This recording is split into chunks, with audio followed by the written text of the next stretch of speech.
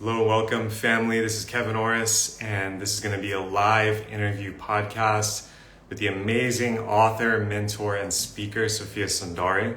Many of you may know. And this is continuing the Primal Polarity series where I'm interviewing and diving into this work around masculine, feminine relationships, around money, sex, power, and how they have been hidden from us for many generations, and also why this is such a taboo topic in 2022 and what we can do about it by expanding and liberating ourselves through knowledge. Knowledge will set you free, especially if it's true knowledge. So Sophia on and get her perspective on a lot of this stuff, which if you've been following my page, you know I geek out on. And there she is. Welcome. Hello. Hello, Sophia. How are you? Oh, very well. How are you? Really good. And this feels like a long time coming. I've been following your work for years now, and I've always loved your writing. And we have mutual friends, and I'm sure, many people in this space are familiar with your work. And here we are. I'm excited. Yeah, I've known you for years as well. I remember first coming across your live that went viral many years ago. It was something about the masculine approach to relationships or something like that. And I feel like we've been walking parallel paths at some points.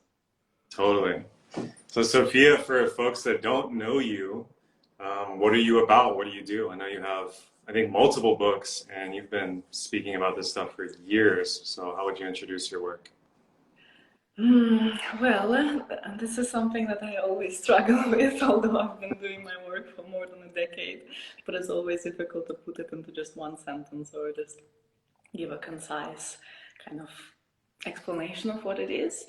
But how I would describe it is that I feel that in the depth of myself, I'm so in love with humanity, and I am so in love with love in the highest sense, not as a romantic cliche, but really in this force that moves us, this force that ignites us, this force that is the true origin and destination of every living being.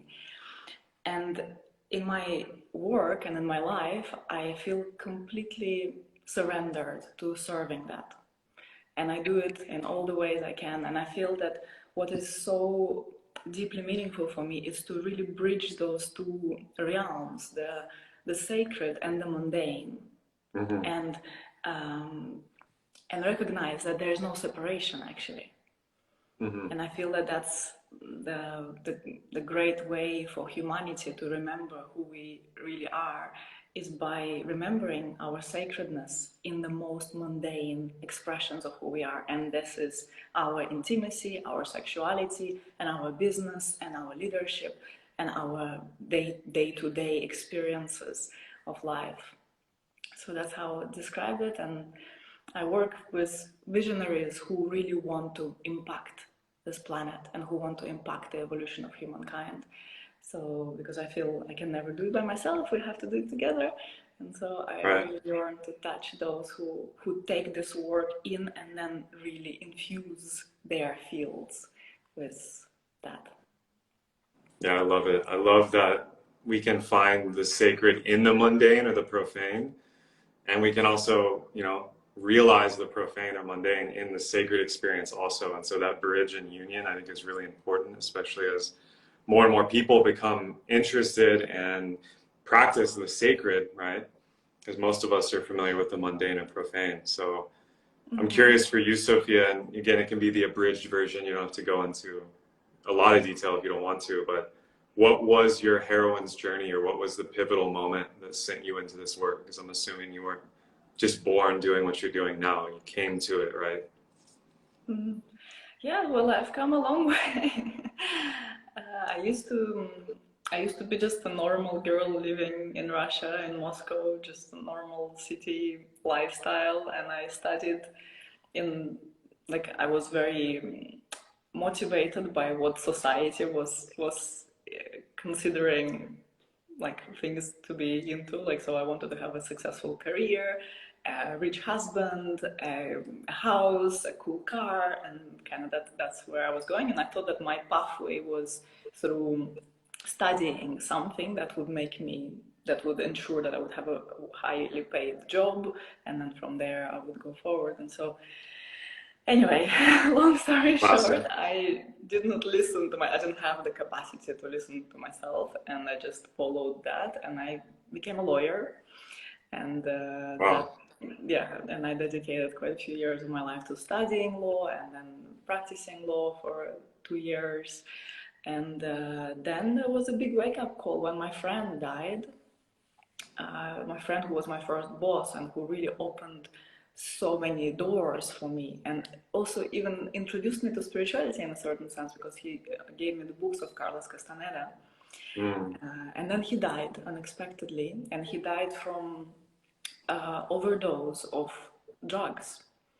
And it was a big wake-up call to see that, like, I have to find a deeper meaning in life. I cannot just follow just kind of momentary ideas of what is fun, what will make me successful potentially, and I could not just like the person who I was looking up to so much.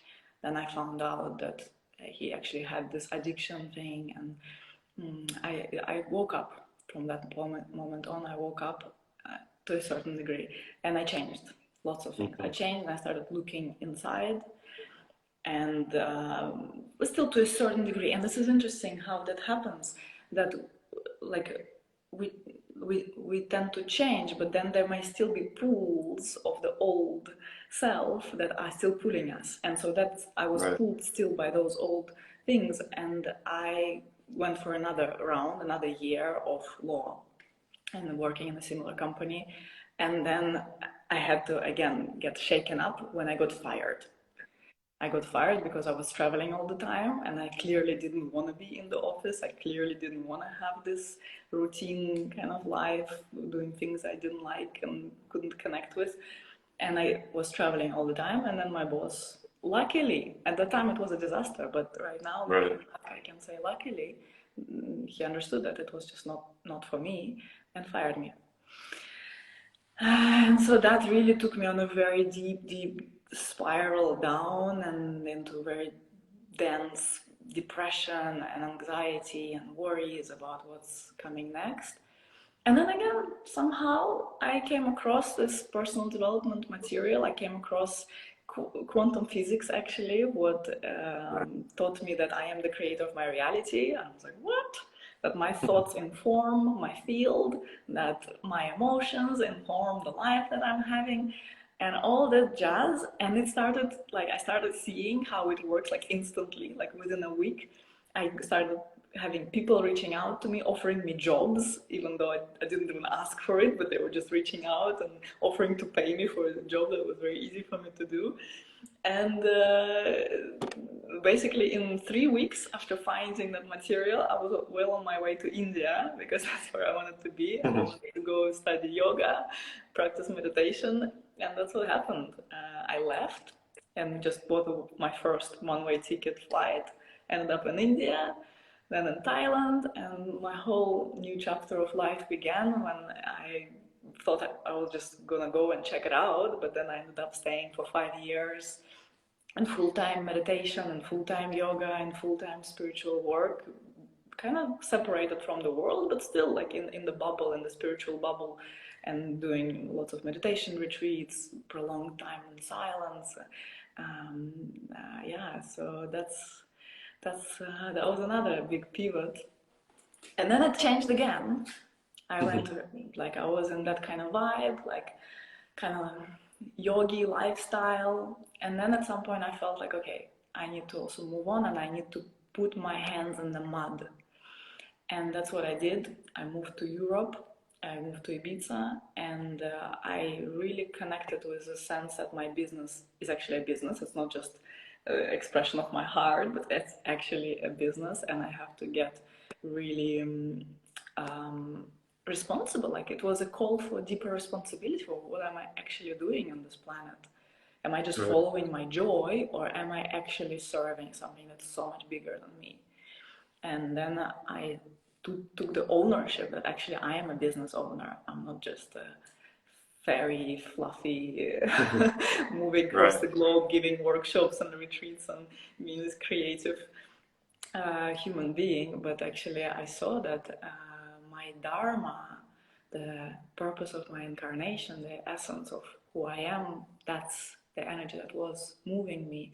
And now every year I see that I surrender more and more and more into it, and it took another turn in a couple of years ago when it went into a direction I couldn't have anticipated at all. When I was invited to come into contact with wealth, with understanding of what is wealth, with understanding of how that is not a non-spiritual thing that we should not even consider too much, Bingo. but how actually this is the pathway for love also, and our understanding of this at times heavy and dense subject, and infusing it with spirit, how this is such an important thing for humanity, for evolution of humankind, where we're at right now.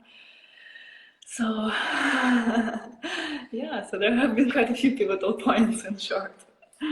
Yeah, I love it. Thank you for sharing all that. A few things that stand out to me, Sophia, and I had a somewhat similar journey, which I think a lot of people, yoga is like a portal, it's a gateway practice into so many of those practices. And one of my mentors, a brilliant gentleman from Sweden, he likes to say as a philosopher that like there's zero thoughts philosophically or scientifically that an ancient Indian hasn't already had. And that's what's funny. It's like you found quantum physics and then, already started pulling things in your reality without even knowing, right, how you were doing it. And then yoga meditation is actually the way to ground that in.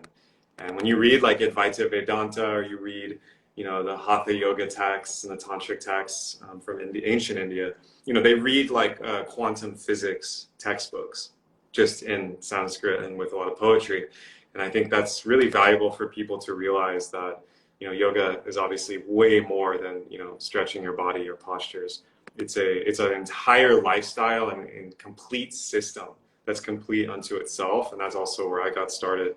Was the India and Thailand circuit of yoga and meditation, so I can resonate with that. And also, this might be the most exciting one you brought up, is the idea that wealthy people are bad or evil, or money is bad and the root of all evil, and the widespread, which I'm still working on it myself for sure, lack of people in personal development, people in spirituality, people in plant medicine, people just pick the niche, people in fitness, coaching, this feeling that money is not spiritual.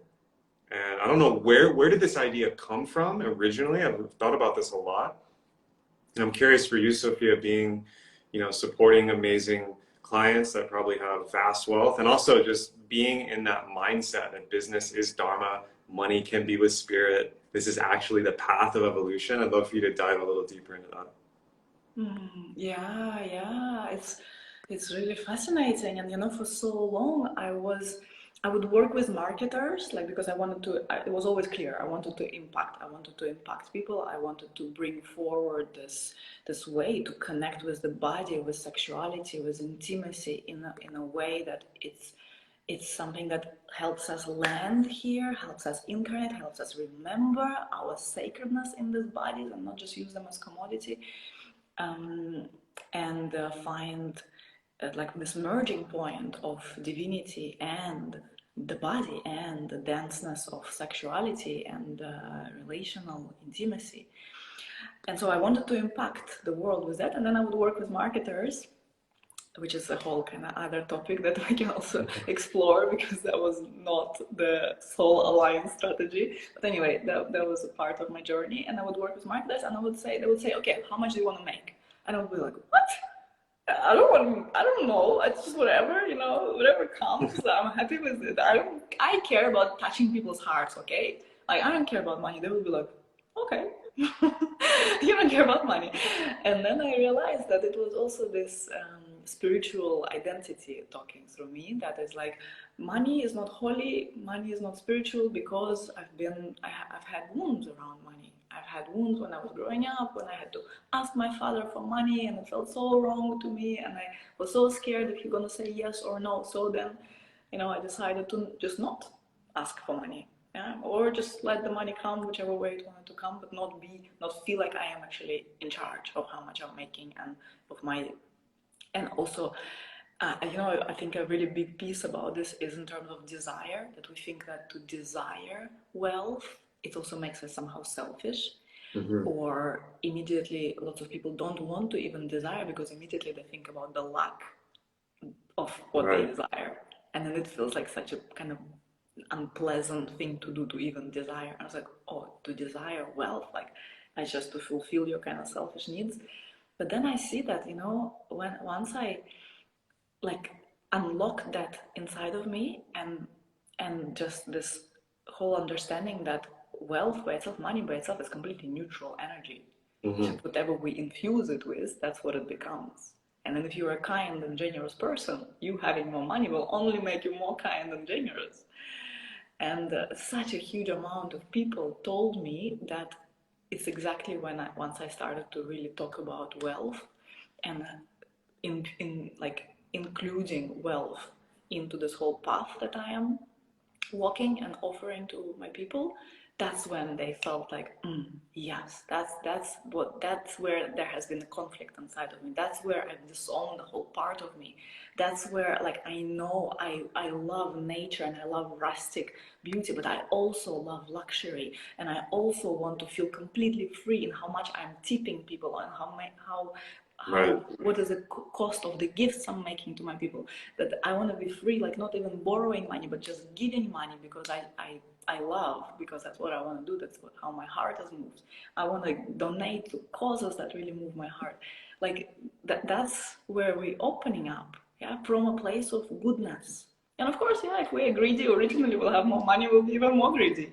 So there's no right or wrong, but it's really, it's a very dense, like densely infused topic into so many spiritual people's minds. But I feel whenever we disconnect spirituality from life, it's just half spirituality. Totally. One of my theories is that, since written history, right, which, I don't claim to know the actual history of the world, and I know textbooks, and a lot of it is bullshit, and there's an idea behind what's written down and what's not, right? So I think a lot of folks that amassed a lot of wealth throughout human history, especially when there was royalty or hierarchy that was really explicit, a lot of those folks, not all of them, there's a lot of examples of benevolent rulers who are extremely powerful and wealthy. Like Marcus Aurelius comes to mind, even though he was a Roman and the Romans were kind of fucking up the pagan world and doing some things we maybe wouldn't think are great. Anyway, like there are examples. I think a lot of people that were incentivized to amass wealth and power, and this is supported with a lot of studies today, do have those psychopathic or sociopathic tendencies, whatever that means. There's a big spectrum there. But basically, they're able to inhibit negative emotion and positive emotion. They're hyper-focused, and they're really good at getting what they want in the material world. And I think a lot of those people gravitated to positions that just accrue wealth for many, many reasons we don't have time to go into here. And what's funny is the people who are the most humble, the most compassionate, the most loving also accrue wealth. It's just not by the same channels. And I think now that we have the internet and we have, entrepreneurship exploding, and there's just so many problems to be solved in the world, like you're sharing, like having big impact, having big dharma. A lot of people are called to make a positive impact right now, and money is neutral. It will flow to you as you create a relationship with it. And I think a lot of people, especially today, that don't want to work a traditional job, like Sophia, what would you tell someone watching this who's like resonating and is like, fuck, yes, I don't want to sacrifice my virtue or my love of humanity to make money? Like, what would you tell your past self, basically? Yeah, well, I feel there's an invitation to just look, to first of all get just curious, like why? Yeah, because I find that just like saying, okay, this is wrong, this is right, like that's not typically lands, but it's more like, okay, let's look why. Like, because it's good to question things, right? Like, we live in this really multidimensional reality. Like, there are so many ways, from so many standpoints from where we can look at things, and nothing is wrong or right or wrong, but we can get curious. And it's like, okay, why? And do you really want to change that also? Would you like to feel really at ease with money and be surrounded by them? Like, what would you desire? Like, how would you want to live? Like, would you like to have like all possible wealth in you, around you, in you, and also see that in everyone around you as well? Would you like to feel like you're breathing money basically? And it's like the more you have, the more everyone else has. Like, can we imagine? Like, can we bend our minds and think like that, just like for a moment? So that's what I would say. Just to really allow to dream, to desire, to like go like, okay, what if it's not gonna make me a bad person? What if it, on the contrary, what if my wealth will actually create even more wealth? And this is very difficult for the linear mind to understand, because it's like, no, but if one person has more, it means that other people have less. Right. Yeah, but this is not true, because there are, like, even just logically, like, there's so much money on the planet, like it's impossible to have lack of it. There's just so much, but it's what's interesting is who is holding the money. And I believe that the more conscious people have the money in their hands, the more people who really are rooted in love have money in their hands, the more good can be created on the planet. Yeah, so this is also kind of logical. Yeah, but still interesting to look at those wounds, yeah, at those patterns, when they were created, why they were created, to grieve the old versions of ourselves, to feel this child that had to ask the father for money, or to witness the parents who are really always worried that they're not going to have enough, that they cannot afford to take you to this place, to buy you those things, because they are so worried about money. Like, it's good to kind of address those painful episodes and just like honor the past, and then liberate ourselves from it and see that it's our choice. We can either spiral in the karmic cycles and therefore reinforcing them, which is what means that, like, whenever we act the way we acted in childhood, whenever we react from the same place that we used to react in the past, we are reinforcing those loops. Yeah, whenever we are reinforcing the scarcity pattern, whenever you go, you want to buy something and you look at the price tag and you're like, oh, I need to check with my bank account, or I'm not sure I can afford it. It's like, yeah, just like stopping your flow when there was a real desire of the heart, and then we are stopping it because we need to check with some imaginary authority, which is now being a bank account. Yeah, so Right. yeah, like whenever we do that, we are reinforcing it. But we can also spiral up and reinforce the Dharma, reinforce our supreme destiny.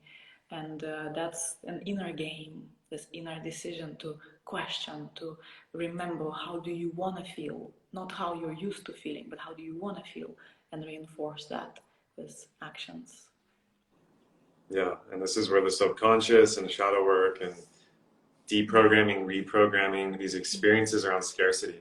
The base of all of this is scarcity, in the term of, you know, from a lot of our history and like survival situations, there literally wasn't enough, right? And you can talk about food, water, resources, which is a mind fuck, because there's way more than enough on the planet when you talk about physical resources. And then money, money is being printed or created or determined by these algorithms and numbers, and there's so much of it. Like there's more than enough, right?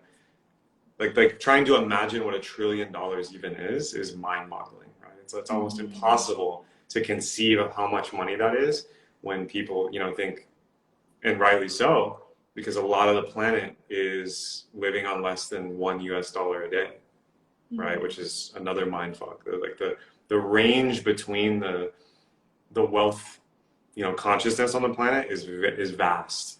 And yeah, just to kind of pivot the conversation, because we could just talk about this. I'm fascinated by this stuff. For you, Sophia, because I know you work a lot in Tantra, sacred sexuality, relationship space, what is the link, if any, between money and wealth and sensuality and sexuality? Complete, like they're one and the same in a sense, because Tantra is a word that I use carefully nowadays, because now some are called Tantra, which have nothing to do with Tantra.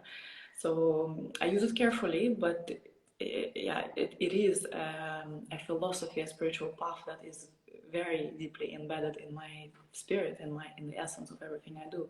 And it's the path that really is so useful for modern day people, because it is about having a state of enlightenment, a state of expansion, expanded awareness with our eyes open in the world.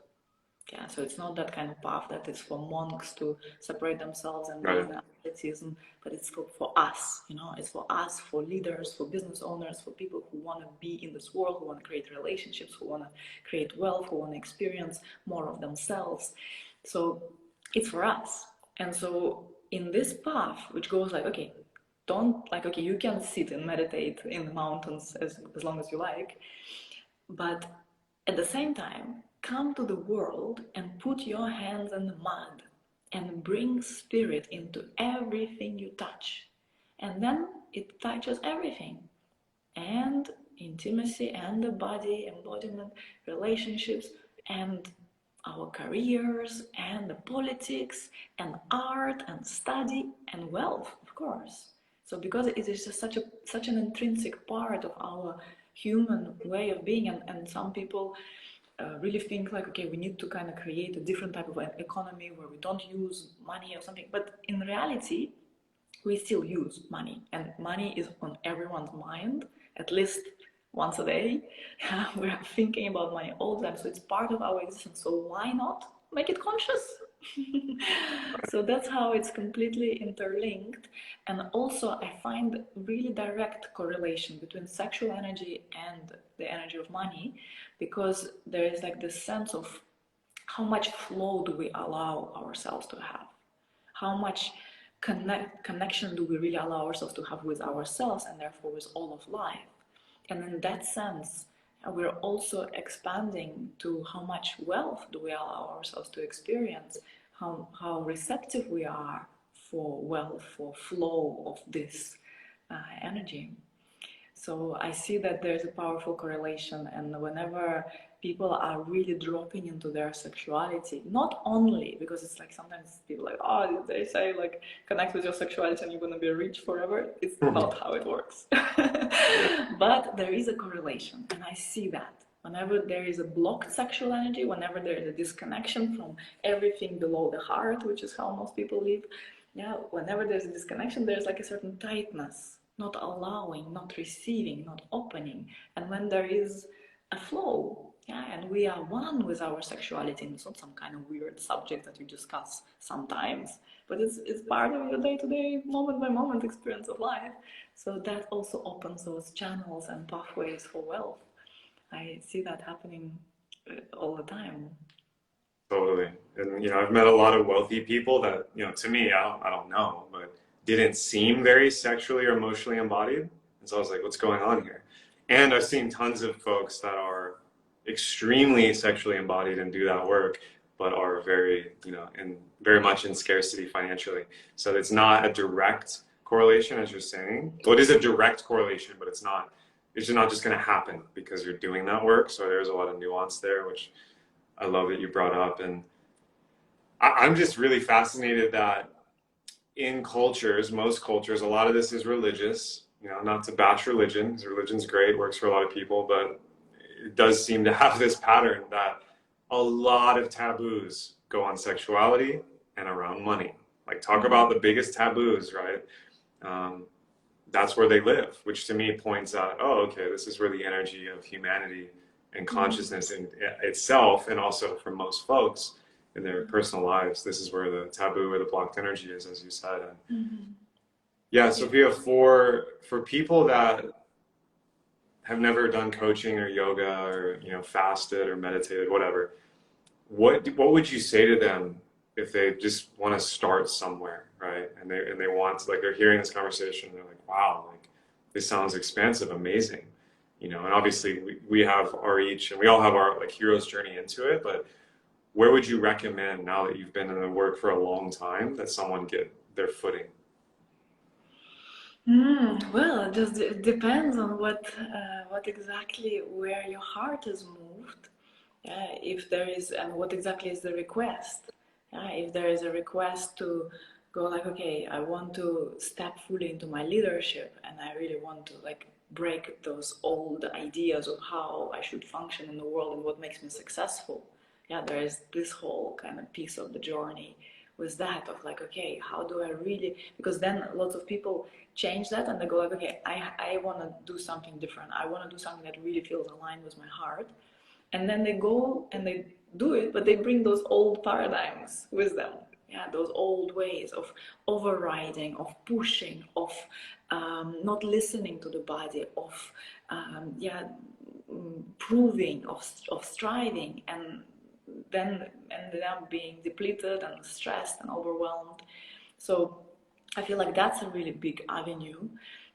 And I'm actually running a masterclass that starts today that actually really addresses that. How do we really create those empires while being regulated in the nervous system and relaxed and connected to the body? Like there's a whole mindset and a whole worldview around that. So it's a multidimensional prosperity masterclass that starts today. Nice. That's one approach. And then of course like there can be like specific like things that we can zoom into around relationships and intimacy and sexuality and so on. Right. I think, well, that's really powerful what you just mentioned. It's like you're going to have a regulated nervous system if you want to be successful in anything, right? Bedroom, boardroom, bank account, pick your path. This is the big thing that I'm really excited about, Sophia. It's like, it's not just in the coaching space. It's not just in the mental health space. Mental health itself and the nervous system and emotional regulation is becoming a mainstream topic, I think, since Corona happened. And I think this is actually one of the gifts, is because a lot of people who would never say that they had anxiety or felt anxious or depressed or was struggling with anything, sexuality, money, and business, they don't even like think in that terminology, right? Because it's very much the medical model. Now that conversation is coming to, dinner tables around the world in the last 2 years. And I think this is really valuable, is just placing more emphasis on the nervous system, placing emphasis on the simple ways that we all are just kind of dealing with life, which, lately has been pretty intense, even for people that are, maybe in the mountains just meditating. And I'm curious for you, I mean, speaking about the last 2 years and some of the earth changes that have happened, in your client work, in your workshops, in your programs, what have you noticed as the biggest shift, especially with clients?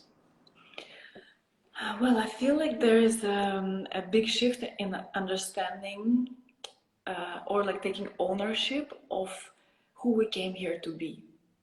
And that ties in with what you were saying just now, like this sense of like, okay, are we here just to make a quick buck, or are we here to fulfill the purpose of our incarnation?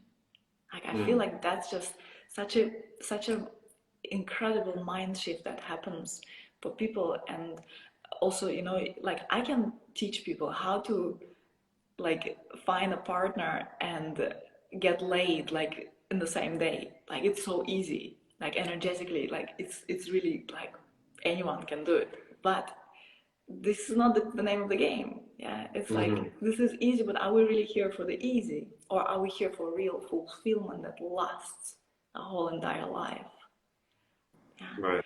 So and I feel like that's a massive shift that's happening for us collectively, that we are remembering that it's beyond this one win, and it's beyond this one post reaching a lot of people and getting a lot of likes, and it's beyond this one program selling really well and having all the people and you're making the amount of money you were hoping to make. But it's really the long run. Are we here for the long run, or we are just here like to dip our toes, to test the waters and go and move on? Like I feel it's this longevity, this real understanding that I'm here for real. I'm here no matter what. I am showing up the best way I can, and I'm serving evolution of humankind, and I'm serving love, and I'm serving that force that moves me no matter what. Like I feel that that's where a tremendous shift is taking place, and I'm really excited to see that. Yeah, playing the long game, thinking about 7 generations after our actions, and if our actions now are actually going to create a benevolent future. Mm. This is to me the most powerful way you can think as a human. I think a lot of indigenous cultures obviously thought this way because they were deeply connected to nature, and for some reason the modern world in many senses kind of disconnects people from that. And one of the blessings of quarantining and life kind of shifting gears has been more self-awareness and self-inquiry. So I would agree with you there. I've definitely noticed that as well. My next question for you is really around relationships. I don't know what it's like in Europe, although I hear a lot from Scandinavia. I have friends in men's work in Denmark and Sweden and those countries up north. And they say this is happening a lot. But yeah, in the States, certainly there is a large culture war happening about definitions, identity, and masculine and feminine energy. And I've been working a lot with people now recently around this, and people are just so starved for basic principles, especially if they're dating or they're like finding a relationship later in life, or they're in a marriage or a long-term relationship, and they're just wanting to navigate it. So I'm curious what some of your ideas are there. You mean that like in terms of how do relationships evolve? Or Yeah, like what's your theory, your thesis on masculine and feminine energy, and how we can actually just use it in a practical way? yeah, it's I find that there are so many different traditions that speak about masculine and feminine energy, and sometimes it becomes confusing because different traditions mean different things. Yeah, so I think it's good to like keep kind of explaining what we mean by that, because although it's such a common language in certain circles, but I see that it still causes confusion for some people, and sometimes there's even like a bit of a thing, like it's kind of feels limited or limiting or something like that. But I use, perhaps like you as well, this tantric model of masculine and feminine, which is not limited by gender, and there is a horizontal approach to it and also vertical approach to it. And basically when we want to play with polarity in the relationship, we are looking at the horizontal approach, which is like the feminine being in this receptive state, in the flowing state, in the this kind of increased sensitivity, increased receptivity, and this deep flow. Yeah. And then the masculine being the one who is like penetrative, directive, who directs that flow and penetrates with love, hopefully, ideally.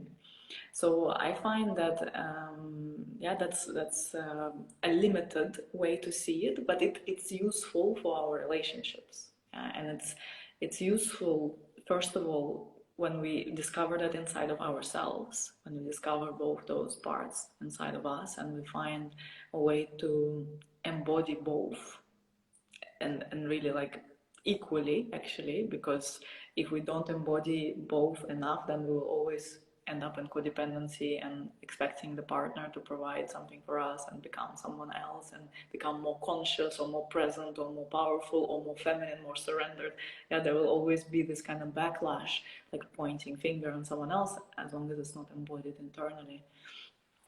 Yeah, and then after that, the game begins in the relationship where two willing individuals, and that's what I am very dedicated to in my relationship. That's what we are practicing with my partner. This highly polarized relationship, and it's also not so black and white, because sometimes people assume that it means that, well, she is always in this receptivity and she does nothing, and she just takes care of the house and cooks, and I don't know, does some like really kind of typical feminine things, and he is the breadwinner and da, da, da. And it doesn't fit. It doesn't fit because I personally don't cook. I don't take care of the house, like in terms of like practical things. I make like the money, like I make more money than him, and there are lots of things that just would not fit in the traditional model, and it works amazingly for us. Yeah, so it's more of an energetic game than in exactly what we do, and I find it's a really beautiful thing to cultivate. But first of all, it has to be cultivated internally, and we have to find this kind of inner dance, and also just know like what do we want, like how do we want to experience intimacy with someone else? Totally. Beautifully put. And I mean, it's so obvious once you get it. And the only way you can get it, in my experience, is like you're saying, it has to be an inside job. It's an internal dance. You know, this is why, um, you know, men will go into the spiritual community that have been typical masculine core essence beings. And then they're like, whoa, there's this feminine. And it's like happening. And I think this is also where women, you know, who maybe were in more feminine core essence go into business or go into an intense physical practice like martial arts, and they discover, wow, there's all this masculine energy. And that's amazing because that's what's really going to balance you out. Some of the shadows of that are getting stuck in the counterpole, which actually isn't serving you in your relationship. I feel like this is on repeat from people I'm working with as a question, because a lot of, especially the conscious community, gets reversed or inverted, and then like that's causing a lot of drama and trauma. And you know, like you said, you have to be able to know what works for you and what you actually want, what kind of relationship you want to be in. And I'm pretty sure most people want to be in a polarized, heart-centered, you know, expansive relationship, but that actually takes a high level again of self-awareness and learning how to practice in that polarity. So yeah, I love hearing that. That's what's amazing about it, that then in a relationship we become like, it comes with a certain level of consciousness that you realize that your relationship is not to make you happy. I mean, it will happen, but it's more like a side effect. Sure. But your relationship is to transform. Yeah, it's for you to transform. And there's the karmic relationships, which I call, which are the ones that actually we come together to heal. It's not really for like. They may change, but there is a specific type of relationship where people usually come with a very powerful fire, like they're really attracted to each other, and then they keep going with those massive ups and downs and incredible passion, and then incredible disconnect. And yeah, these are kind of all characteristics of those really intense karmic relationships where we come together to heal, not to create something in the future, not to support each other's supreme destiny really, but to heal, which is part of that, but it's a specific focus. And then there are other type of relationships which I call dharmic relationships, which are actually we come together and there's much more harmony in the nervous system, the regulation in the nervous system. There are far less ups and downs, and there's a future orientation, yeah, towards like, how does this relationship, how do I show up to support my partner be at his best in what he in the one he came here to be. Yeah, so that's a very different approach. And as I said, they can convert from one to the other, but it's a different kind of dynamic. And here, yeah, we become happy, but we become happy again in the long run, in terms of like, I am giving myself, I am really serving my soul, I'm really showing up for the purpose of my incarnation, and everything I do and my relationship is a part of that, and it's supporting me in that. 100%. I love that distinction between karmic and dharmic. It's such a good model, and certainly most people I think here listening, you know, can relate exactly to what you're talking about, because I think a lot of folks have had that relationship experience. And may all beings find that dharmic, future-oriented, you know, creative heart space with another. In due time, yeah, in due time, because Sure. there's also nothing wrong with that. But it's more like just being compassionate with ourselves. Okay, that's where I am. I need to learn those lessons. I see them. It's okay. Yeah, totally. Well, Sophia, this has been amazing. I love this stuff. I could talk for hours. You mentioned a master class you're doing. What else is alive in your world? If people want to jump into your containers, what does that look like right now? Thank you for asking so much, because I'm so on fire about my work, and it just keeps deepening, and it keeps revealing deeper and deeper parts of me. I am amazed with what's going on, and I have a lot of new things that are coming up, and really long-term containers where we really are committing for a year. I have a mastermind and private mentorship, and a year-long way to be with me in close contact and programs. I have in-person things coming up, so I have a lot of different things, but the most current one, which is just now, and it's going to have a lifetime access, and it will be packed with value, this multidimensional prosperity, where we really look into how do we really create those empires, how do we really create this way to deliver the fullness of who we are and be prosperous and successful and have an incredible impact and be fulfilled and regulated and relaxed and at ease with all parts of ourselves. So that's a beautiful way to enter into my world right now. Beautiful. That sounds amazing. I think everybody wants that. Even if you don't have like a 7-figure empire vision, you know, completing your impact, offering your story, your heart to the world, your value, and then being relaxed, integrated in a happy nervous system, and hopefully in a happy relationship.